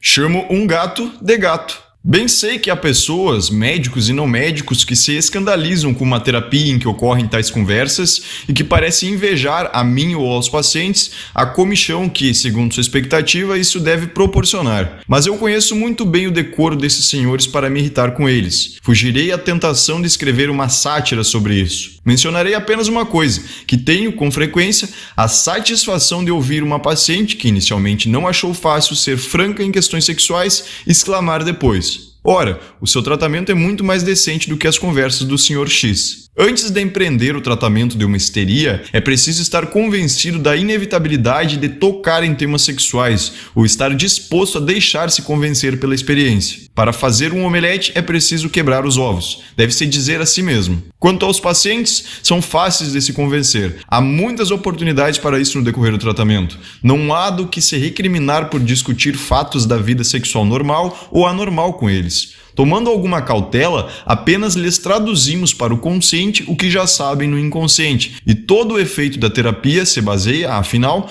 na compreensão de que o afeto ligado a uma ideia inconsciente atua mais fortemente e, como não pode ser inibido, mais nocivamente do que o de uma ideia consciente. Jamais corremos o risco de estragar uma garota inocente. Quando também no inconsciente não há conhecimento dos processos sexuais, também não se produz nenhum sintoma. Se encontrarmos histeria, já não se pode falar de inocência do espírito, no sentido que entendem pais e educadores. Em jovens de 10, 12, 14 anos, tanto meninos quanto garotas, pude me convencer da total validade dessa afirmação. No tocante à segunda reação emocional, que já não se dirige contra mim, mas contra a paciente, caso eu esteja certo, e que acha terrível a natureza perversa de suas fantasias, quero sublinhar que tal condenação passional não condiz com um médico. Também acho desnecessário, entre outras coisas, que um médico que descreve sobre os desvios do instinto sexual aproveite qualquer oportunidade para exprimir sua aversão pessoal a coisas repugnantes. Estamos diante de um fato,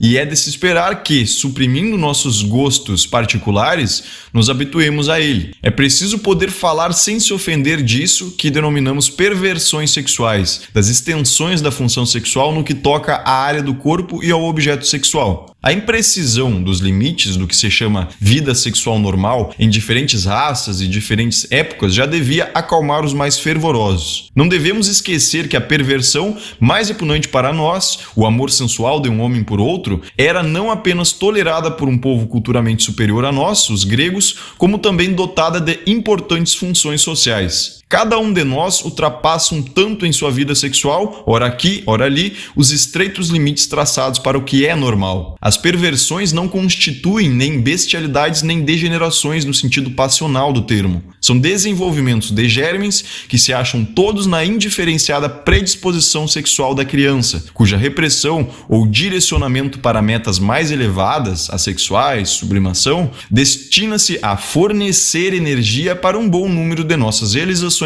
culturais. Portanto, quando alguém se tornou grosseiro e manifestamente perverso, é mais correto dizer que permaneceu assim, pois representa um estágio de inibição do desenvolvimento. Os psiconeuróticos são todos indivíduos com tendências perversas bem marcadas, mas reprimidas no curso do desenvolvimento e tornadas inconscientes. Logo, suas fantasias inconscientes apresentam o mesmo conteúdo que as ações documentadas dos perversos, ainda que não tenham lido a psicopatia sexual de Krafft-Ebing, a qual pessoas ingênuas atribuem tanta culpa no surgimento de inclinações perversas. As psiconeuroses são, por assim dizer, o negativo das perversões. Nos neuróticos, a constituição sexual, e que se inclui também a hereditariedade, atua juntamente com influências acidentais da vida, que perturbam o desdobramento da sexualidade normal. As águas que encontram um obstáculo no leito do rio refluem para cursos antigos, que estavam destinados ao abandono. As forças motrizes que levam à formação dos sintomas histéricos provêm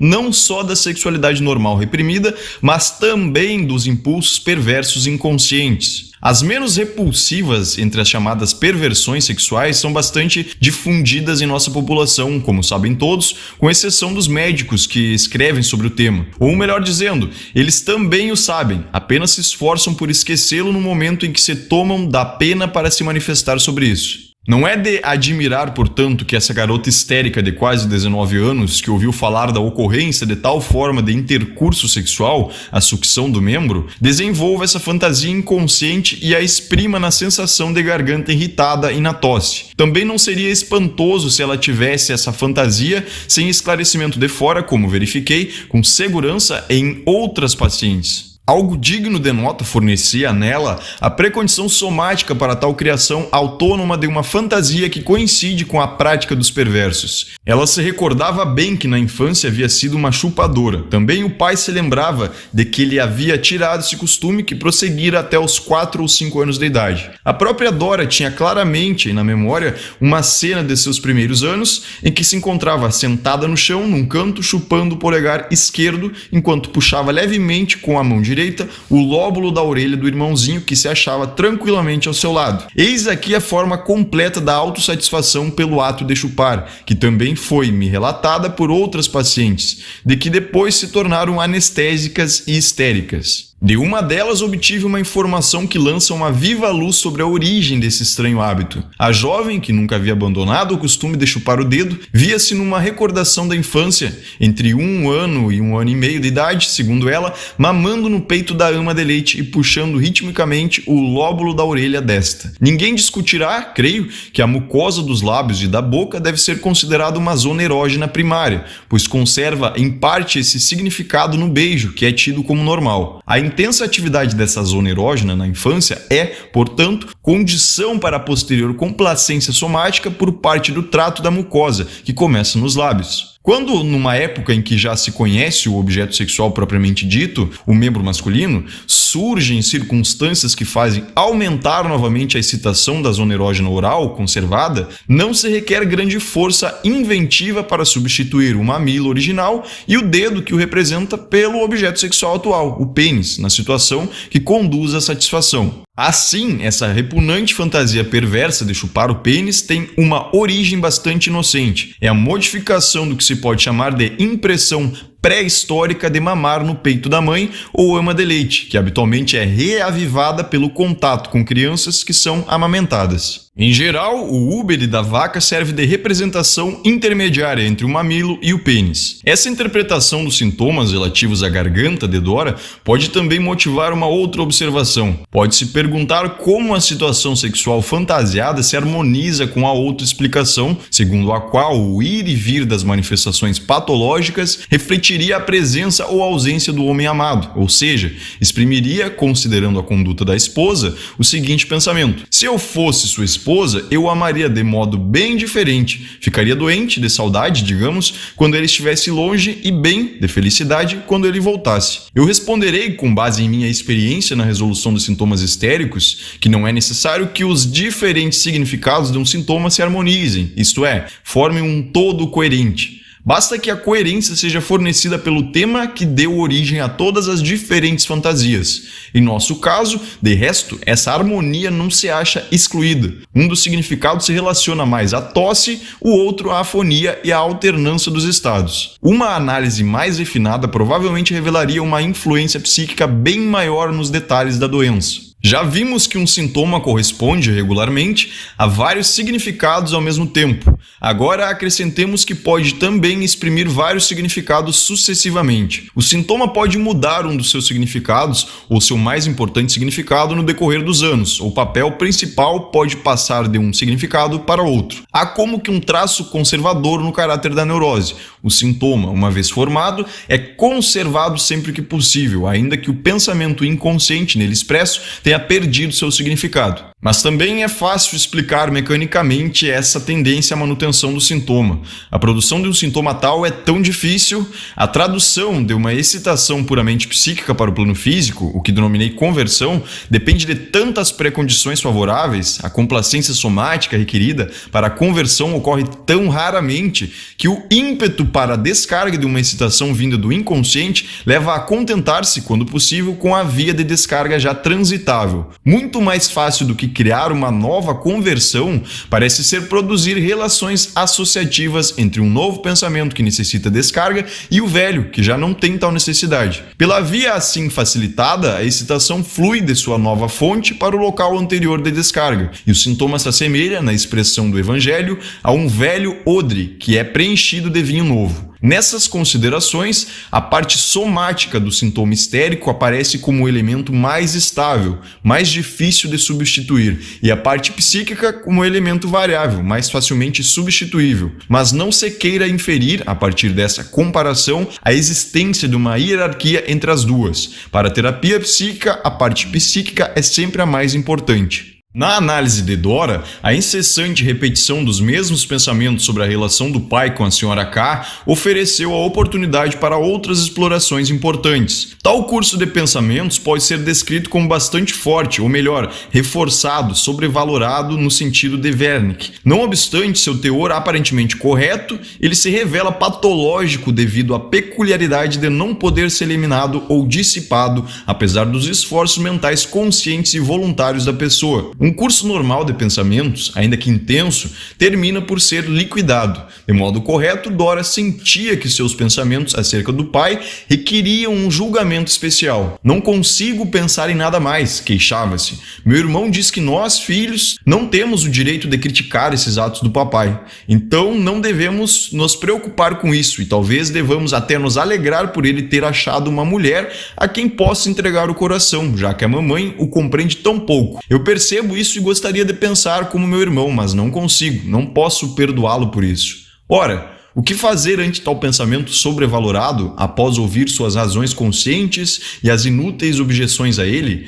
Dizemos que esse curso de pensamento sobrevalorado deve seu esforço ao inconsciente. Ele não pode ser resolvido pelo trabalho do pensamento, seja porque suas raízes vão até o material inconsciente, reprimido, seja porque outro pensamento inconsciente se oculta por trás dele. Este último é, geralmente, o seu oposto direto, Os opostos são sempre muito ligados e com frequência formam pares, de maneira que um pensamento é muito fortemente consciente, mas sua contraparte é reprimida e inconsciente. Essa relação é o resultado do processo de repressão.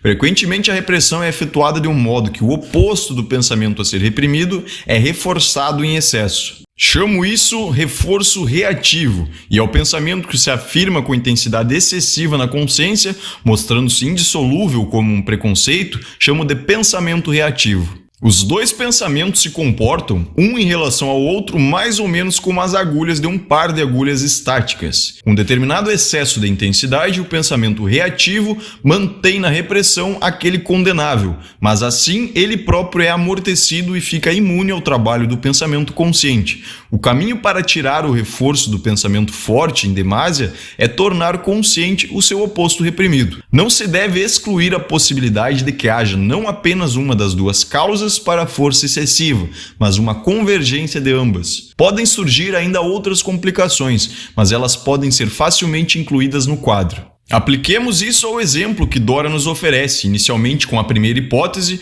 a de que a origem de sua preocupação compulsiva com o relacionamento entre o pai e a Sra. K era desconhecida dela mesma, porque estava no inconsciente. Não é fácil perceber essa origem nas circunstâncias e manifestações. Era evidente que a conduta de Dora ia muito além da condição de filha. Ela se sentia e agia mais como uma esposa ciumenta, como se teria esperado de sua mãe. Com a exigência de ela ou eu, as cenas que fez e a ameaça de suicídio que deixou vislumbrar, ela claramente se pôs no lugar da mãe. Se percebemos corretamente a situação sexual imaginária subjacente à sua tosse, nessa fantasia ela se colocou no lugar da Sra. K. Portanto, ela se identificava com as duas mulheres amadas pelo pai, a anterior e a de agora. É natural concluir que sua afeição pelo pai era maior do que ela sabia ou admitiria, que era apaixonada pelo pai.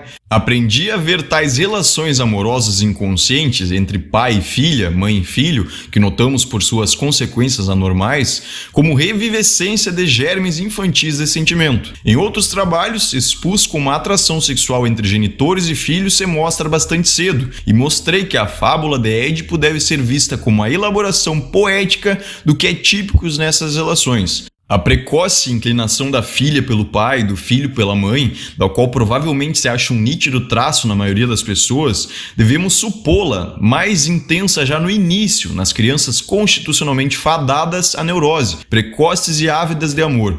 Então entram em jogo certas influências, que não serão abordadas aqui, que fixam o impulso amoroso primário ou o reforçam, de modo que ainda na infância, ou somente na puberdade, ele se torna algo que se equipara a uma inclinação sexual e que, como esta, dispõe da libido. As circunstâncias externas de nossa paciente não eram desfavoráveis a essa hipótese. Sua natureza sempre a atraíra para o pai. As muitas doenças dele faziam aumentar sua afeição por ele. Em algumas delas, ele permitia que somente ela lhe prestasse os pequenos cuidados necessários. Orgulhoso da precoce inteligência da filha, já quando esta era criança, ele a fizera sua confidente. Era ela, de fato, e não a mãe, que o aparecimento da Sra. K havia afastado de várias posições. Quando comuniquei a Dora que eu não podia deixar de supor que sua inclinação pelo pai já tinha o caráter de um pleno enamoramento deste muito cedo, ela deu a resposta habitual. Não me lembro disso, mas imediatamente contou algo análogo de sua prima de 7 anos de idade, por parte de mãe, na qual acreditava ver, com frequência, um reflexo de sua própria infância. A menina havia presenciado mais uma vez uma discussão inflamada entre os pais e tinha sussurrado no ouvido de Dora que lá estava de visita. Você não imagina como eu detesto essa pessoa, indicando a mãe. Um dia, quando ela morrer, vou me casar com o papai. Estou habituado a ver nessas associações que apresentem algo que se harmoniza com o teor da minha afirmação, uma confirmação vinda do inconsciente. Não se escuta outra espécie de sim do inconsciente, não existe um não inconsciente. Essa paixão pelo pai não se manifestara durante anos. Pelo contrário, por muito tempo Dora estivera em ótimas relações com a mulher que a suplantara junto ao pai, e havia mesmo favorecido o relacionamento desta com ele, como sabemos por suas autorrecriminações. Portanto, esse amor fora reavivado recentemente e, se assim era, devemos perguntar com que finalidade isso ocorreu. Claramente, como sintoma reativo para reprimir algo que ainda era poderoso no inconsciente. Tal como se apresentava a situação, tive de pensar, em primeiro lugar, que o amor pelo Sr. K era essa coisa reprimida. Era inevitável supor que sua paixão prosseguia, mas desde a cena junto ao lago, por motivos desconhecidos, despertava nela mesma forte oposição e a garota havia retomado e reforçado a velha inclinação pelo pai, a fim de não mais notar, em sua consciência, esse primeiro amor adolescente que havia se tornado penoso. Então, eu percebi também um conflito capaz de desorganizar a vida psíquica da garota.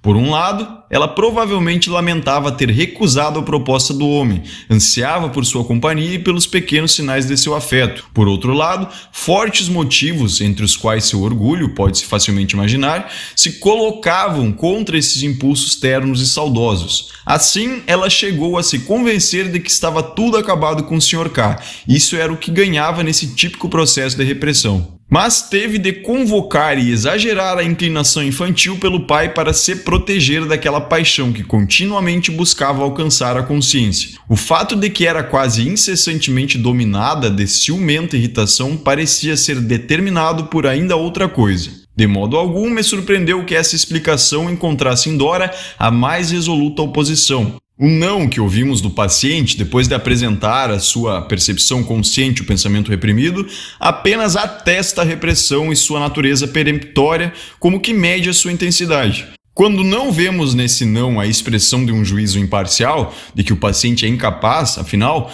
mas deixamos de considerá-lo e seguimos adiante com o trabalho, logo surgem as primeiras evidências de que não, nesse caso, significa sim desejado. Ela admitiu que não conseguia ficar tão zangada com o Sr. K como ele merecia. Contou que um dia encontrara na rua o Sr. K estando com uma prima que não o conhecia. A prima exclamou de repente: "Dora, que houve com você? Ficou pálida?" Ela não havia sentido essa mudança, mas escutou de mim que a fisionomia e a expressão dos afetos obedecem mais ao inconsciente do que à consciência e podem revelar aquele. Em outra ocasião, após vários dias de ânimo sempre alegre, chegou de péssimo humor. Não tinha explicação para ele, sentia-se antipática, disse-me. Era o aniversário do tio e não se decidia a dar-lhe parabéns, não sabia o porquê. Minha arte interpretativa estava pouco inspirada nesse dia. Deixei-a falar e ela se lembrou, de repente, que também o Sr. K fazia aniversário, algo que não deixei de usar contra ela. Então, não foi difícil explicar porque os belos presentes no seu próprio aniversário, alguns dias antes, não lhe haviam dado alegria. Faltou um presente, o do Sr. K, que havia sido anteriormente o mais valioso para ela. Contudo, prosseguiu se opondo à minha afirmação por algum tempo, até que, próximo do fim da análise, surgiu a prova decisiva que era correta. Agora devo abordar outra complicação, a que certamente não daria espaço nenhum se fosse um escritor ocupado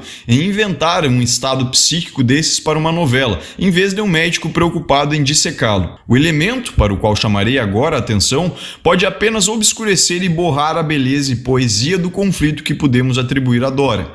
Ele seria sacrificado, justificadamente, pela censura do escritor, que, afinal, simplifica e abstrai quando aparece como psicólogo. Mas na realidade, que estou empenhado em retratar aqui, a regra é a combinação de motivos, a acumulação e conjunção de impulsos psíquicos, em suma, sobredeterminação. Por trás da forte linha de pensamentos vinculada à relação do pai com a Sra. K, ocultava-se também um impulso ciumento, cujo objeto era essa mulher, um impulso, portanto, que só podia se basear na inclinação pelo mesmo sexo. Há muito se sabe, e muitas vezes já se disse, que em rapazes e garotas nos anos da puberdade podem-se observar claros indícios, também em casos normais, da existência de inclinação homossexual. A amizade entusiasmada com uma colega de escola, incluindo juramentos, beijos, a uma promessa de correspondência eterna e toda a suscetibilidade dos ciúmes, é precursora habitual da primeira paixão intensa por um homem. Depois, havendo circunstâncias favoráveis, muitas vezes a concorrente homossexual cessa completamente, mas, se não há felicidade no amor pelo homem, com frequência ela é redespertada pela libido em anos posteriores e elevada a certo grau de intensidade. Sendo isso constatado sem esforço nos indivíduos sãos, e lembrando observações anteriores sobre o maior desenvolvimento dos germes normais de perversões nos neuróticos, esperaremos encontrar uma mais forte predisposição homossexual na constituição destes. Assim deve ser de fato, pois ainda não realizei uma só psicanálise de homem ou mulher sem ter de levar em conta uma significativa corrente homossexual. Quando, em mulheres e garotas histéricas, a libido sexual dirigida ao homem sofreu enérgica repressão, regularmente encontramos aquela dirigida à mulher reforçada em substituição, inclusive de forma parcialmente consciente. Não prosseguirei nesse tema importante e indispensável, sobretudo para a compreensão da histeria masculina, porque a análise de Dora terminou antes que pudesse lançar alguma luz sobre esse aspecto do seu caso. Mas quero lembrar aquela preceptora com a qual ela trocava ideias íntimas até notar que a mulher a estimava e tratava bem por causa do pai, não por sua própria pessoa.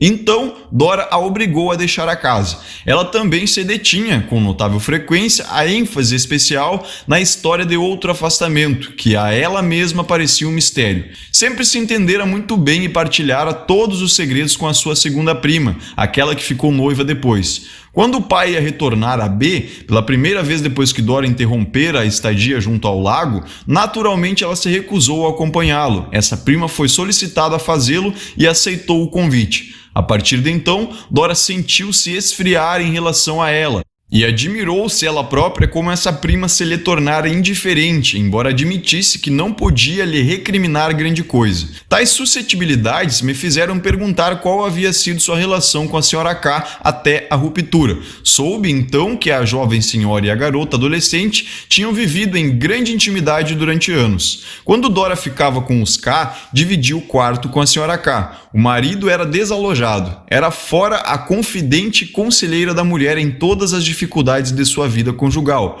Nada havia que não a abordassem. Medéia estava muito satisfeita com o fato de Creusa cativar seus 2 filhos, e certamente nada fez para atrapalhar a relação entre o pai desses 2 filhos e a garota.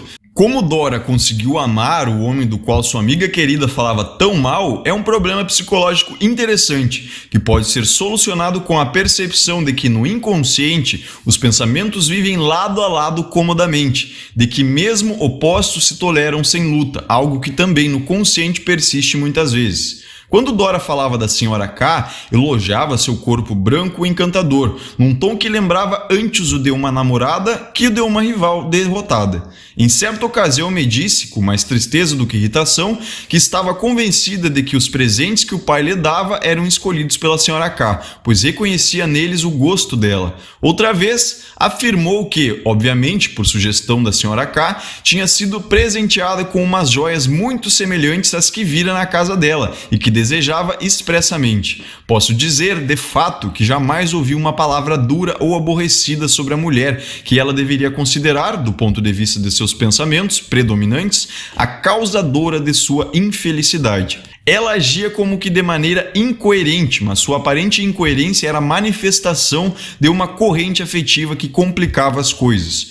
Pois como havia se comportado em relação a ela, a amiga amada, depois que Dora acusou o Sr. K e seu pai pediu explicações a este por escrito, ele respondeu inicialmente com protestos de elevada estima por ela e ofereceu-os para ir à cidade da fábrica a fim de esclarecer todo o mal-entendido. Algumas semanas depois, quando o pai falou com ele em B, não foi mencionada a estima. Ele a depreciou e brandiu o trunfo de que uma garota que lia aqueles livros e se interessava por tais coisas não podia esperar ter o respeito de um homem. Portanto, a Sra. K a havia traído e caluniado. Apenas com ela Dora havia falado de mantegaxa e de assuntos embaraçosos. Era uma repetição que houvera com a preceptora. Também a Sra. K não a amava por sua própria pessoa, mas por seu pai. A Sra. K a havia sacrificado sem hesitação para que sua relação com o pai de Dora não fosse perturbada. Talvez essa ofensa tenha tocado mais, tenha tido um efeito mais patogênico do que a outra, com a que ela quis ocultá-la, a de que o pai a tinha sacrificado. Uma amnésia tão obstinada acerca das fontes do seu conhecimento embaraçoso não apontava para o valor afetivo da acusação e, consequentemente, para a traição pela amiga. Assim, creio não me equivocar ao supor que o pensamento predominante em Dora, que se ocupava da relação do pai com a Sra. K, destinava-se não apenas a reprimir o amor ao Sr. K, que antes fora consciente, mas também devia esconder o amor à Sra. K, e inconsciente no sentido mais profundo. Com esta última corrente, ele se achava em relação de oposição direta. Ela dizia a si mesma, sem cessar, que o pai a sacrificara por aquela mulher. Demonstrava ruidosamente que não se conformava em ceder-lhe o pai, e assim ocultava de si mesmo o contrário, que não podia se conformar em ceder ao pai o amor daquela mulher, e não havia perdoado à mulher que amava a decepção causada por sua traição. O impulso ciumento de uma mulher estava ligado, no inconsciente, a um ciúme sentido como que por um homem. Estas correntes afetivas masculinas, ou melhor dizendo, ginecófilas, devem ser consideradas típicas da vida amorosa inconsciente das garotas histéricas.